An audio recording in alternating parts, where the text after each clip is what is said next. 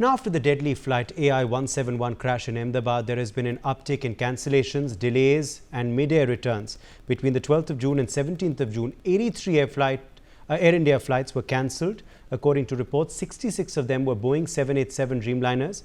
A Delhi to Bali flight had turned back mid-air on Wednesday due to a volcanic eruption. Yesterday, a flight carrying 180 passengers made an emergency landing in Delhi from Leh after a technical glitch. According to DGCA data, since the crash, 66 Dreamliner flights have been cancelled. On the 12th of June alone, 6 of the 50 Dreamliner operated flights were grounded. The regulatory body has confirmed that as of June 18th, 24 of Air India's 33 Dreamliners had undergone checks, with more aircraft scheduled for review in the coming days. 2 jets are currently listed as aircrafts on ground in Delhi due to maintenance issues. The carrier has cancelled more than 80 flights since the crash. The announcement comes a day after the carrier said it was temporarily reducing international flights operating with wide-body planes to 15%, effective from the 21st of June till at least the 15th, in fact, of next month. Dr. Vandana Singh, aviation expert, is joining us live. Squadron leader Krishna Mitru, aviation expert, is also with us on the broadcast. Group Captain V.N. Jha, former Indian Air Force officer, joins us live. Captain Manmat Kumar Rautre, former Captain Air India Dreamliner, is also with us on the broadcast. Captain Manmat, let me begin with you first. What do you make of these frequent cancellations that have been reported ever since that crash in Ahmedabad? Mere coincidence? Increased scrutiny? What do you make of it? Brother, everybody, good evening. Sorry. When you lose an aircraft, the complete schedule goes here and there, So whatever the planned schedules of maintenance and everything, they are calculated as per the number of aircrafts. So how many aircrafts to go for maintenance in a week, which aircraft to go where in Delhi or Bombay for maintenance. Some of them have bigger checks which has to go to some other countries, and then the schedule of the aircraft which is completely damaged, which is no more there in the as per the number. So the entire flights which that aircraft would have covered, that should be in a week, you can say it would have covered at least 16, 17 flights. So if you start numbering them like 66 or something, some major portion of it goes because then that aircraft doesn't exist anymore. Rest, whatever that aircraft had to connect, whatever it had to go to a particular destination to take over from other aircrafts to be taking over to that destination. So entire schedule goes here and there. So that is a repercussion effect because of this accident. And what I was speaking to some of my friends and everything, we got something called minimum equipment list. By applying that minimum equipment list, just in case there's any part or any system which is not working, which has a standby system and then a backup system, and if that is mentioned in the minimum equipment list, that means we can fly without that particular part or particular system. But I believe Air India has got very, very strict. They're saying we're not taking any chances, even if that particular system is not required for the flight, or it can be applied through the minimum equipment list. We are not taking any chances. So it's all they're taking extra precautions, extra what has happened. Nobody's able to digest such a big accident. So this is like after effect of everything, and rest whatever everybody is reporting about bird hit or technical problems, some other issues, tire problems or takeoff or false bomb threats. These are all part of life of aviation. These all things happen regularly, and they were not reported as they're being reported right now. I have no doubt about Air India engineering. The first day I came up, whenever I spoke to the media, they are a very efficient set of people. There might be mistakes. Because what's happening, Captain Manmat, is that the frequency of the Dreamliner being grounded is more than the other aircrafts. True. Even the pilots, even the engineering departments, after such a big disaster, everybody is taking, everything is being scrutinized, double, triple, 3 times, 4 times. So if anything, even a smallest of the smallest thing, if they're finding, they're not taking any chances. I don't know. That doesn't mean that it wasn't being taken care earlier. But even if it fits to the books, even it fits with the laws and regulations, and it fits in the what do you call it, MEL technical way, we can still depart. even if it fits with every rule and regulations, people are not taking chances. So because we don't have the answer to why this aircraft went down. So that's a major reason why what I spoke to my friends, my colleagues, people are little still not with that morale high that we're going to take any damn chances because the answers have been not answered. And that's a major reason why so many aircrafts are put down. Even the companies come up with that kind of attitude that we are not going to even if there's the smallest of the smallest defects reported, we want it rectified. Only then that there should be a departure. And if in case there's a cancellation, let it be. We're not taking any chances. That's what the message has got down to the pilots, at least to whom I've spoken. Okay, let me in fact quickly also now rope in Dr. Singh here. Dr. Vandana Singh, as far as you're concerned, what do you make of this increased scrutiny? Is it something that is the need of the hour? If it is the need of the hour, then why wasn't it done earlier? What explains the sheer number of flights that we're seeing, diverted, cancelled, delayed in the last week or so? Firstly, thank you, Uday, for having me on your show. It's always an honor, and thank you also to hear the august audience over here. Yes, listening to all of this, we know it's all a ripple effect. We know that the aircrafts are under maintenance, and because the aircrafts are under maintenance, or what we call AOG, aircraft on ground, due to technical issues, due to checks of these 787-Dreamliner series, that the government has ordered scrutiny into, that obviously due to the unavailability of them, that and maintenance that's going on, that obviously these flights are getting cancelled. That this should have been done earlier. I've always and already voiced my opinion. The answer is yes, because we can't point one finger at Boeing because four are also pointing back at us. Air India should have its stock in order.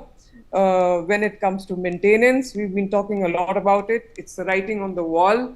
Even if there are certain checks which were to be done, they should have been done earlier. So if they are being done now, I would say better late than never. And the reason for aircraft on ground is purely maintenance issues. Of course, certain airspace is closed, as we know. The Iranian airspace is closed. Israel, of course, for a long time it's closed, and a lot of Middle Eastern airspace is closed. Those could be cited as other options, but 787-, as you mentioned, 24 equipments are already being checked into, and obviously that causes the unavailability of the aircraft, whatever you may say, whether it's a flight to Vienna, whether it's a flight to Paris, or a turnaround from XYZ place. These are happening because of the mere fact that there is unavailability of equipment or aircraft as we speak right now. These checks definitely, Uday, to my knowledge, should have been happening on a regular basis. DGCA is the regulatory authority that signs them off. That now they will be, of course, audit after audits and surprise checks, and to make sure things are in place. That's one side of it. Other side of it, Uday, is checking on what were the spare parts, what were the third-party parts which were ordered by Boeing. There were some faulty spare parts, a lot of theories coming up. That, of course, Boeing and the respective governments will look into as the probe goes into, what caused this accident. But this is the ripple effect exactly of what's happening due to the cancellations. I think the consumer, the passengers quite understand that. That is why cancellations, etc. are happening. And that is also the reason why there is not that much problem as is always, meaning the cancellation fees are being given, whether it's 48 hours, 72 hours, whatever it may be, all the protocol is being followed, as everybody is under the scanner right now there. Everybody is. All the regulatory bodies under the scanner. Air India is under the scanner. Boeing is under the scanner. So obviously it's a ripple effect. Over to you. Squadron Leader Mithru, let me quickly draw you in here as well. Do you believe also it's a wise call by Air India, looking at these delays, at these diversions, that they've decided to curtail for the next 1 month at least 15% of their international flights? That revised schedule will come into effect very, very soon. Is that a wise decision looking at what was happening? And what has led to this decision, Squadron Leader Mitru? Thank you there, and good evening, everybody. Yes, firstly, it is a wise decision to reschedule their flights, number one. Number two, we are talking of so many flights getting cancelled or diverted. And here I would like to say that it is not only 787 Dreamliners, there are other aircraft also. And all of them are not getting diverted only because of technical glitch. Aircraft going to Bali sees a volcano and he diverts. Aircraft going from Guwahati to Chennai diverts to Bangalore because of fuel shortage. This called is also added into this. Now, aircraft going to Leh, something happens and he diverts. You see, all these things have definitely added to the advisories and the wisdom of the operators to adhere to all the safety norms. Here, the safety norms also are amounting to when we say that if a certain gauge, if a certain instrument is to read anything from 60 to 80, plus minus 5.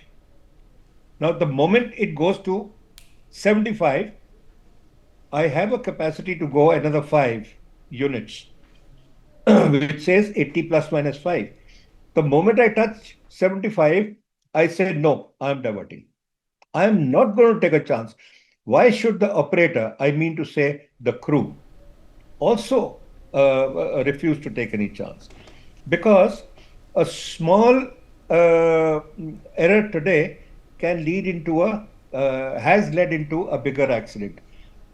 Here now, everybody has to play safe, and the company or the regulatory authorities have to bear with them. Now, this is one of the things. The other thing, I don't know if I should mention about it. If you have been hearing the astrologers, they have been saying that it is bad times. This is the bad time for everything. The war, the aviation, the road accidents, the murders, etc., everything bad is going to happen during this time. Now, this is not only a phenomena in India, but world over. We should bear with all these things, understand that there are certain things which at times are beyond our control. And wisdom is at this moment to observe extreme caution in everything. I had said the other day also, if you recollect, there have been accidents on Bombay Expressway. Now, what happens over there is the moment you drive with your tire pressures up to the limit, during the drive, high-speed drive, the air in the tires gets heated up and expands, and the tire bursts. There have also been such accidents. Do we mean to say that we should stop driving? No, we have to take precautions. Now, everybody has to take precautions and bear with the limitations, the strong limitations which have been laid by the companies, by the operators, not to exceed the specified limits. Here, I would definitely agree with both of my previous speakers, Rautre and Dr. Vandana, that there are restrictions. We have to follow those. Earlier, there was a time when we could overlook certain extensions of parameters on the positive and negative side. But today, nobody is willing to exceed those maximum and minimum operating limits. In every respect, I would take, for an example, if the aircraft gets overloaded by 5 kilos, the captain will have the responsibility if something Yes. goes wrong. He should have refused. I will not fly with extra 5 kilos. Though it may be a very small figure, 5 figures. Like I said, plus minus five. Now, this is where extreme cautions come Okay. into play. Okay. And thus, there are so many. Okay. Let me quickly, in fact, also draw in Group Captain Jha then into this broadcast. Group Captain Jha, what do you make of these frequent incidents coming in? Is it just more scrutiny? Is it more reportage? Is it more caution being exerted by the DGCA or the airline or the pilot themselves? What is it, Group Captain Jha? What can these frequent incidents be attributed to? Thank you very much, Uday. My role has been made easy by the previous three speakers. All of them, they have given you, their perspective, and that is all relevant. And above all of them, what you have just pointed out, every of these things are responsible for it. Look, when you are operating an aircraft, it is a man-made system. Everything has been specified. What is working there? There are limits. When we design aircraft, we design with certain amount of safety limits. That okay, if the pressure is this much, I can operate of that much pressure. That leverage, that safety factor is always there. So there have been times we have flown to Leh when the temperature has gone slightly high. I have seen even the AN-32 coming with 10 passengers. They refuse the 11 passengers. That is the type of calculations that go into the load factors of this. Of course, here in Ahmedabad, the temperature was high. How much will be the capacity? That pilot would have calculated his load, his efficiency of the engines. But leave those parts apart. Everything that is coming into the picture today, as all three panelists have told you that if there are certain malfunctions or certain unserviceability of a smaller non-critical component. Earlier, there used to be a wave to certain extent that, okay, this is a non-critical part, waiver is being given. But now what has happened after the accident has happened, now everyone has become a little jittery. In the sense that no one is ready to take that chances that okay yaar chalta hai isko jaane do ye non critical issue hai.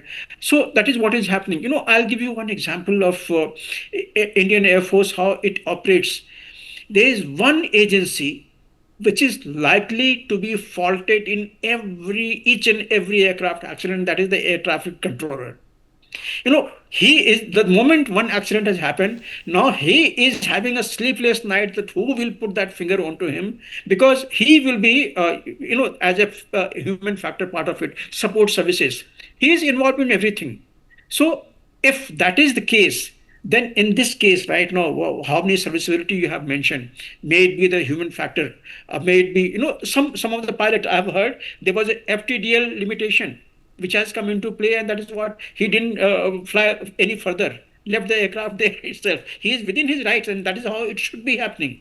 The planner, the organization should have looked into that. How much is the FDTL that the particular pilot is finishing, whether he will be eligible to fly subsequently. If he has refused, fair enough. That is how it is to be done. And second thing is, a lethargy sets into a chalta hai, type of communication. Okay, all right, so many of the non-critical things are unserviceable, chalta hai. One और critical thing is also unserviceable, ठीक है, छोटा सा flight है, वहाँ जाके कर लेंगे. Now if the aircraft are being made AOG or made non-flyable, then it's all right. It's all within the limits that he is refusing to sign the aircraft as a fit. Every system must be checked, and that is where I'm now hinting to. Earlier we have the same Air India flight, same 787, same 737 Max. Earlier we saw the Air India seat dangling. The arms are not working. It is the slant thing is not working. The infotainment is not working. The air conditioner, what usually a lot of complaint has come. When the auxiliary power unit is switched on, usually air conditioning is not working. He has only given the exhaust. So a lot of things we have seen over a time. Now, if there is an agency who is putting his foot down, that okay, I'll not make this aircraft serviceable, fair enough, he's within his rights. And that is how it should be there. There is something called aircraft maintenance hygiene.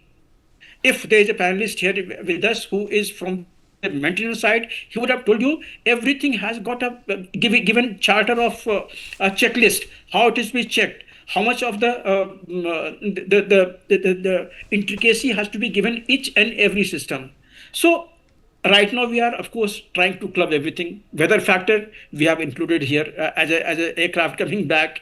A human factor we have intimated here. Ash of the volcano we have put it there. So these things must have been happening earlier also. No one was questioning. Now since there is a first fatal accident of 787, so every point, every finger is not towards this, that there is something wrong. So fair enough, if the unserviceability is being looked into, that's a good thing for the aviation safety. That is how it should all continue in the subsequent days and months and years as well. Point taken. Group Captain MJ Augustine Vinod, former Indian Air Force officer, also is joining the broadcast now. Group Captain Vinod, what is your take on these frequent incidents coming in? Perhaps to prevent more such incidents, Air India has taken that call to reduce its international services by 15%. Do we expect things to go back to normal after say 1 month, or is this going to be the new normal now after this crash in Ahmedabad? Good question. I also fly the big jets, the Airbus and stuff. So with that as the background, and I've been flying these big jets for over 7 years now. So with that as the background, and also as the background as I'm the current DGC Air accident investigator, so I have a little bit of probably a ringside view. All this as the background, I'm going to say a few things which to put things in perspective. I understand where Dr. Jai is coming from. Dr. Jai is a medical doctor, so his exposure to this is slightly on the limited side. Therefore, few things that I'm going to say may be in contradiction. Firstly, there is in the aviation, especially currently in the civil aviation, there is nothing left to imagination.